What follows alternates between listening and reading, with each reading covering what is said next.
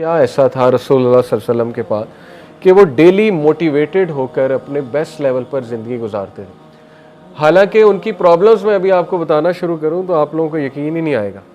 Profit सल्लल्लाहु अलैहि वसल्लम यतीम थे। एक 6 साल के बच्चे के लिए अपनी वालदा को फौत होते देखना अपनी आंखों के सामने, वो भी सफ़र पे, इससे बड़ा ट्रॉमा तो होता ही कोई नहीं। और कई लोग उस ट्रॉमा से नहीं निकलते सारी उम्र। ट्रॉमास तो इंसान को गिरा देते हैं, लेकिन रसूलुल्लाह तो निखर रहे थे और रसूलुल्लाह सल्लल्लाहु अलैहि वसल्लम डेली अपने बेस्ट वर्जन पर आ रहे थे और ग्रोथ और एफिशिएंसी वो आपके सामने। अपने रिश्तेदारों ने ही जो है वो बैक स्टैबिंग भी की, निकाला भी, बहुत कुछ कहा, दिल तोड़ने वाली बातें कही, मजनून कहा, नाउज़ बिल्लाह, पागल कहा, शायर कहा, काहिन कहा, क्या लेबल नहीं था जो रसूलुल्लाह सल्लल्लाहु अलैहि वसल्लम को नहीं कहा गया।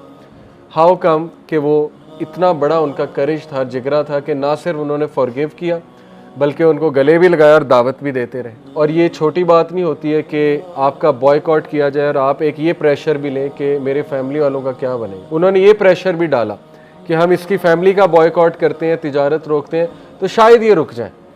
अब वो प्रेशर भी लेना कितनी बड़ी बात होती है कि अब तो लोगों मेरे साथ वो मेरे घर वालों को भी टॉर्चर करने पे आ गए, मेरे सहाबा को भी टॉर्चर करने पे आ गए।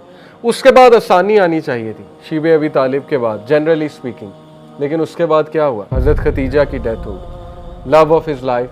ज़ाहिर है बहुत बड़ा सहारा होता है नेक बीवी, तो वो उनकी वफ़ात हो गई। हम जैसा बंदा तो अब तक पागल हो चुका होता, सुसाइडल थॉट्स आ रहे होते और पता नहीं हमने क्या कर लिया होता, कहीं से छलांग मार दी होती कि ये क्या हुआ। उसके बाद क्या हुआ? अबू तालिब की वफ़ात। उसके बाद सबसे पेनफुल ताइफ का वाक़या। हज़रत आयशा ने पूछा जंग उहद के बाद कि क्या ये सबसे पेनफुल दिन है आपके लिए? फरमाया नहीं, ताइफ का वाक़या।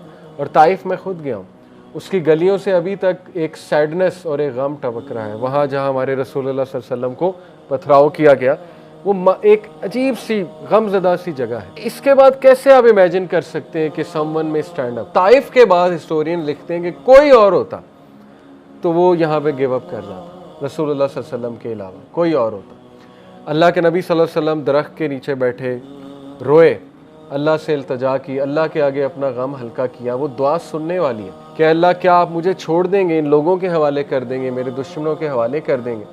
इतने दिल खोल के अल्लाह से बात की उन्होंने। और देखें फिर अल्लाह ताला ने क्या मदद भेजी, फ़रिश्ता आया, उसने कहा कि मैं अभी हुक्म दे, मैं इनको 2 पहाड़ों वाला फ़रिश्ता अभी जो है कुचल देता हूँ।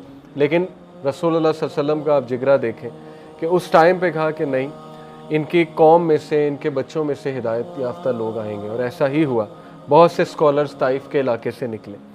उसके बाद तो कोई इमेजिन ही नहीं कर सकता कि वो खड़ा हो जाएगा। लेकिन अल्लाह के नबी सल्लल्लाहु अलैहि वसल्लम खड़े हुए और उन्होंने अपने एक और तरीका इख्तियार किया, मदीना हिजरत की जाए। और मदीना जाकर फिर पूरा एक उन्होंने इस्लामी माशरा कायम किया। बेटियों की तलाक़ें देखी अल्लाह के नबी सल्लल्लाहु अलैहि वसल्लम ने।